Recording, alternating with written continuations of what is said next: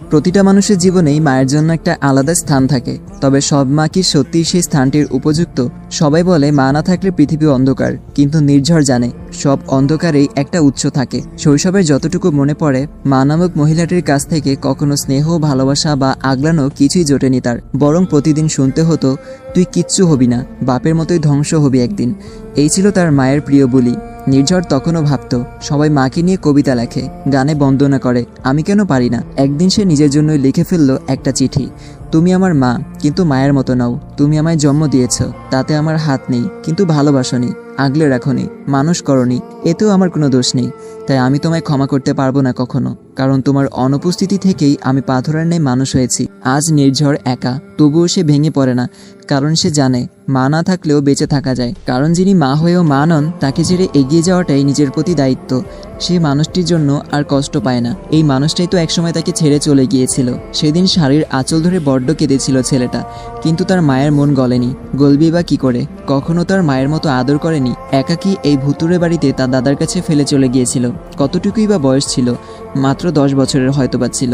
তারপর অনেক বছর কেটে গেছে। নির্ঝরের 21 বছর হয়েছে। সেই মহিলা আবার ফিরে এসেছিলেন, শুধু একটা অনুরোধ নিয়ে, আমি কখনো আর মা হতে পারবো না। হয়তো তোকে কষ্ট দেওয়ার শাস্তি পেয়েছি, তুই ছাড়া আমার কোনো সন্তান নেই, মাকে একটা সুযোগ দে না নির্ঝর। কিছু কিছু ভুল কখনো ক্ষমা করা যায় না। নির্ঝরও সেদিন ক্ষমা করতে পারেনি তার মাকে, ফিরিয়ে দিয়েছিল তাকে।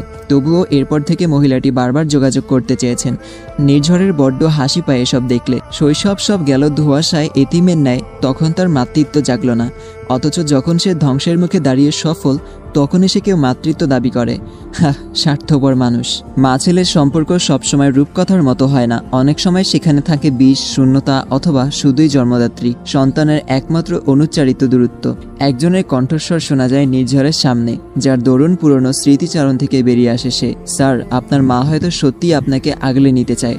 আপনি একবার সুযোগ দিয়েই দেখুন না। আপনার ভেতরে ছেলে মানুষটাও হয়তো মায়ের স্নেহ পেতে কাতরাচ্ছে। নির্ঝর রাগ দেখায় না, বরং শান্ত কণ্ঠেই বলে, আমি জানি আমার ভেতরে একটা ছেলে মানুষ এখনো রয়ে গেছে, যে এখনো মাঝে মধ্যে খুঁজে ফিরে একটা আঁচল, একটা হাতের ছোঁয়া, একটা কপালের চুমো। কিন্তু সেই ছেলেটাকে আমি বহু আগেই কবর দিয়ে এসেছি। তার কবরটায় কোনো নাম ফলক নেই, শুধু কষ্ট জমা ধুলোবালি। আমি এখন শক্ত, আমি এখন নিঃশব্দ। আমি এখন এমন একজন যে শিখে গেছে ভালোবাসা না পেলে কঠোর হতে হয়, মায়া না পেলে পাথর হতে হয়। প্রতি উত্তরে লোকটি আর কিছু বলার সাহস দেখায় না, কারণ নির্ঝরের সঙ্গেই তার বড় হওয়া। সে জানে কতটা ভেঙেছে ছেলেটা। অন্যরা হয়তো ভাবে নির্ঝর বড্ড পাষাণ, তবে সে তো জানে এই নির্ঝর ভেঙেছে বহুবার।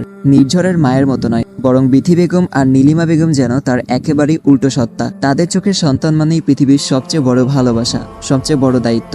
তারা শুধু সন্তানের জন্য স্বপ্ন দেখেন না, প্রয়োজনে নিজের স্বপ্ন বিসর্জন দিতেও একটুও দ্বিধা করেন না।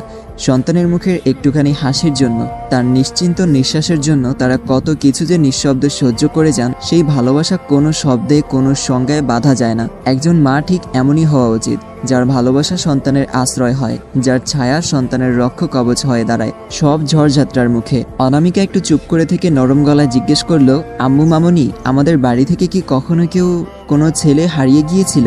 নীলিমা বেগম মৃদু হেসে বললেন, না তো, কেন বলতো? তোর আবার কি মনে দরকার? বিথি বেগম হেসে উঠলেন, তোর কাজিন বিয়ে করার ইচ্ছা থাকলে আগে বলতি, আমি তাহলে তোর সাথেই বর্ষণের বিয়ে ঠিক করে ফেলতাম।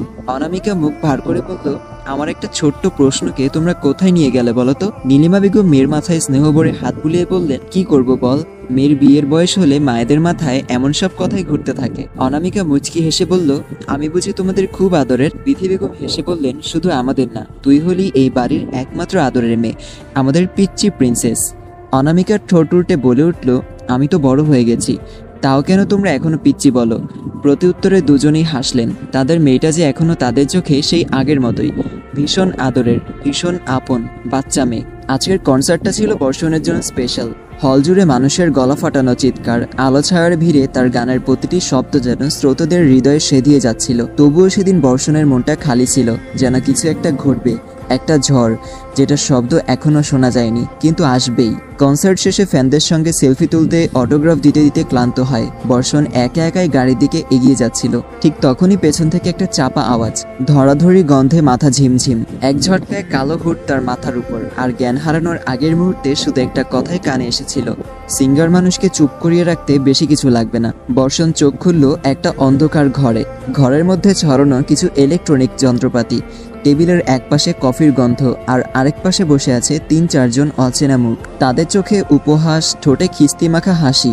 লোকটা ধীরে ধীরে এগিয়ে এলো। তুই বর্ষণ, তাই তো? তোর গান আমরা শুনি না, কিন্তু তোর প্রভাব বড়ই বিরক্তিকর হয়েছে। আজকাল তোর একটা গান মানেই হাজার হাজার ছেলেপুলে একসাথে ছুটে আসা। এটার একটা দাম আছে রে সিঙ্গার। তোর জন্য আমাদের ভাই রিয়ানের গান তেমন কেউ শোনে না। বর্ষণ তাকিয়ে রইল, চোখ ঠান্ডা, মুখে কোনো ভয় নেই, গলার স্বর শান্ত অথচ তীক্ষ্ণ, যেমন তার গানের কথায় থাকে। তোরা ভাবছিস আমি শুধু গান গাই, তাই না। গান কাকে বলে জানিস? এটা কণ্ঠ না, আগুন। আর আমি আগুন গিলতে জানি, ছুঁড়ে মারতেও জানি। লোকগুলো একটু থমকে যায়। এই ছেলেটা তাদের ভয়ের ভিতর আটকে পড়েনি। তাদের প্ল্যান ছিল বর্ষণকে আটকে রেখে তার অপোনেন্ট সিঙ্গারকে এগোতে সাহায্য করা, কিন্তু বর্ষণের ভেতরের মানুষটা যে এতটা নিঃশব্দ তলোয়ার হয়ে বেরিয়ে আসবে তা তারা ভাবেনি। একজন ঠাট্টা করে বলে ওঠে, তোর মতো আবেগী আর্টিস্টদের দুয়ানার ধারালো কথায় কি আমরা ভয় পাবো?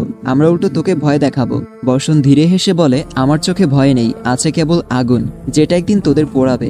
তোরা ভুলে গেছিস, মানুষ যা হালকা ভাবে তাই সবচেয়ে ক্ষতিকর হয়ে ওঠে। ঘরের ভিতর হাওয়া কেমন যেন ভারী হয়ে ওঠে। আলো আঁধারের মাঝে বর্ষণের মুখে তখন আর কোনো সুর থাকে না, থাকে কেবল এক রকমের রহস্যময় হাসি। হুট করে বাইরে থেকে গুলির শব্দে সকলে সেই শব্দ অনুসরণ করে এগোতেই দেখতে পায় সামনে বর্ষণ দাঁড়িয়ে, মুখে বিকট হাসি। পরক্ষণেই পেছনে ফিরে তাকিয়ে তারা দেখতে পায় বাদন খুলে দাঁড়িয়ে আছে বর্ষণ, হাতে তার জ্বলন্ত সিগারেট। সামনে এবং পেছনে দুদিকেই একজন দাঁড়িয়ে। ব্যাপারটা কেমন অদ্ভুত লাগছে তাদের নিকট। একজন স্তব্ধ হয়ে বলে ওঠে, দুটো? পিছনের ব্যক্তি এগিয়ে এসে আচমকাই লোকটার গলা টিপে ধরে এবং কঠিন কণ্ঠে বলে, তোদের প্রথম ভুল আমাদের মাঝে আসা, এবং দ্বিতীয় ভুল আমাদের এইভাবে দেখা।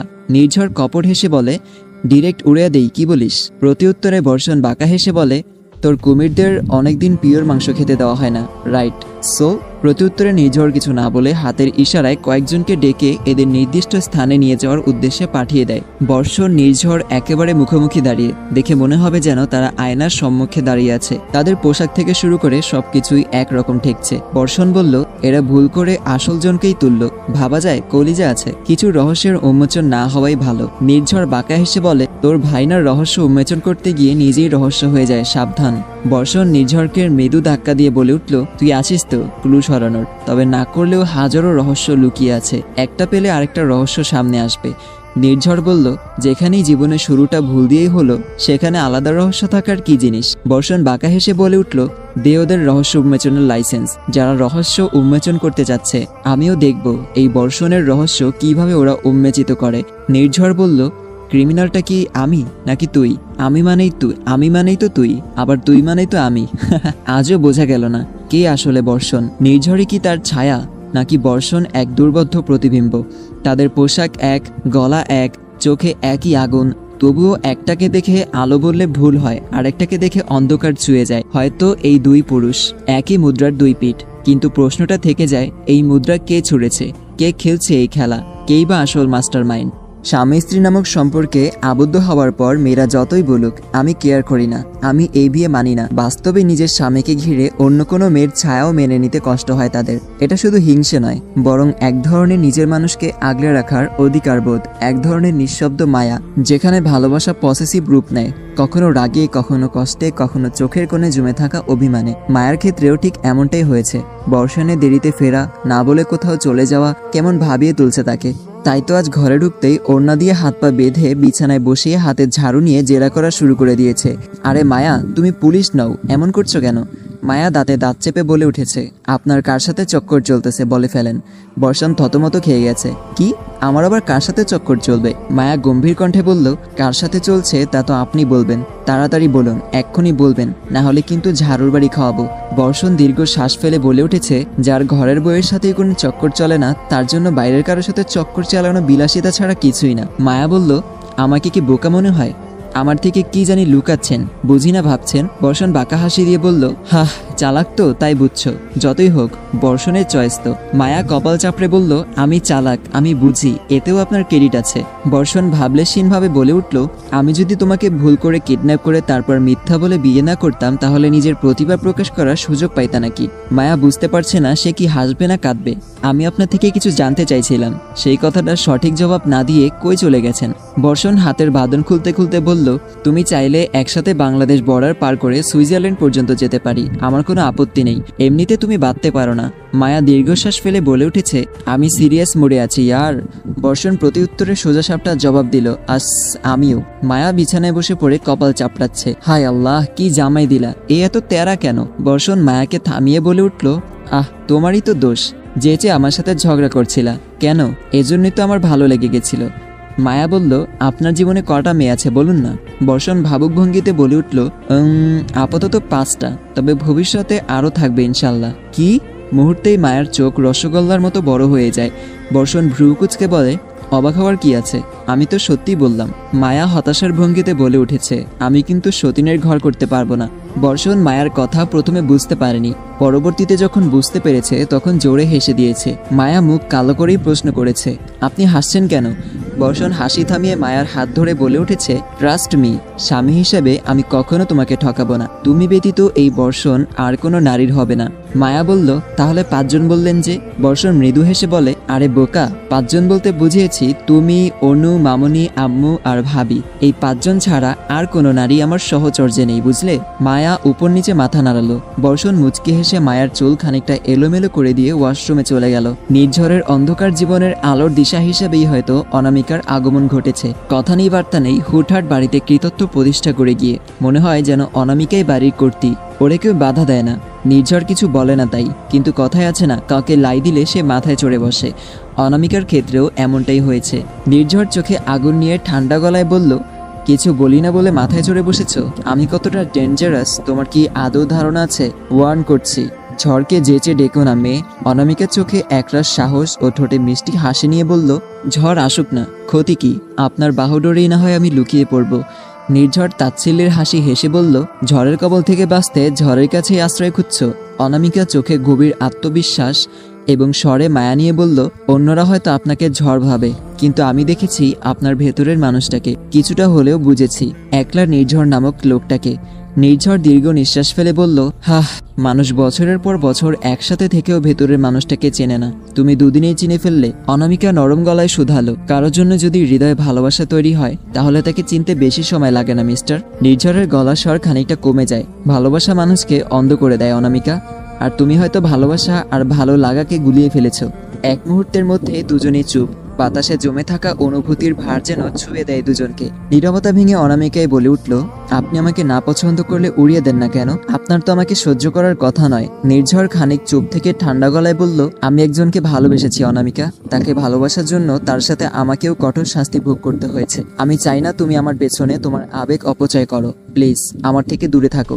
ভালোবাসার মানুষটা অন্য কারো কথা বলছে, তাকে ভালোবাসে। বুকের ভেতরটা হাহাকার করে উঠলেও নিজেকে সামলালো অনামিকা এবং শান্ত গলায় বলল, সে কোথায় এখন? আপনার সাথে নেই কেন? নির্ঝর অনামিকার মাথায় হাত বুলিয়ে কোমল কণ্ঠে বলে উঠল, অনামিকা লিসেন, তুমি অনেক ভালো একটা মেয়ে, আর আমি হচ্ছি পুরো অন্ধকারে জড়িয়ে থাকা পুরুষ। আমাদের কখনোই মানাবে না। তাছাড়া আমি চাই না তুমি কখনো কারো জীবনে দ্বিতীয় নারী হও। You deserve best. অনামিকা বলল, কত ইতিহাসই তো আছে, আপনি বুঝি গল্প উপন্যাস পড়েন না? নির্ঝর বলল, বোকা মেয়ে, গল্প উপন্যাসে ওসব মানায়, রিয়েল লাইফে নয়। অনামিকা বলল, আচ্ছা, আপনি আপনার ভালোবাসার জন্য আমার রিজেক্ট করেছেন, ওকে, আই ডোন্ট মাইন্ড। তার সাথে একবার দেখা করান, আমি দেখে চলে যাব এবং আপনাকে আর ডিস্টার্ব করব না। নির্ঝর কেমন যেন দেখালো। সে কোনো উত্তর না দিয়ে নিজের রুমে চলে গেল। লোক অর্ডার দিয়ে পাঠিয়েছে অনামিকাকে যেন পৌঁছে দেওয়া হয় তার স্থানে। অনামিকার হৃদয় কেন যেন বলছে কোনো কষ্ট লুকাচ্ছে এই লোক। অন্য কাউকে ভালোবাসার কথা শুনেও বেহায়া মন তার কাছেই ছুটে যাচ্ছে বারে বারে। অথচ নির্ঝর তার সামনে যে বারবার একটা হাসি মাখা চেহারা এসে ঠেকেছে। ভালোবাসা যে তার জন্য নয়, তার মতো মানুষের জন্য যে কেবলই একাকিত্ব। আজকের রাতের আকাশটা বড্ড বেশি সুন্দর। চাঁদ হাসছে, তারা নাচছে, বাতাসে ছড়ায় ফুলের গন্ধ। তবু কারো হৃদয়ে নামে না শান্তির কোনো বন্দর। একজন বসে আছে ছাদের কোনায়, নীরব দ্বন্দ্বে জর্জরিত। সেই কেউটা অনামিকা। চোখে তার একরাশ অভিমান, মুখে চাপা যন্ত্রণার ছাপ। নির্ঝরের অন্য কাউকে ভালোবাসার বিষয়টা কাঁটার মতো বিঁধছে বুকের ঠিক মাঝখানে। নিজেকেই প্রশ্ন করে সে, যদি সত্যিই শুধু ভালো লাগা হতো তবে কি এত কষ্ট হতো? ঠিক তখনই পেছনে কারো উপস্থিতি টের পেয়ে ফিরে তাকায় অনামিকা। দেখতে পায় মোহনা দাঁড়িয়ে আছে তার পেছনে।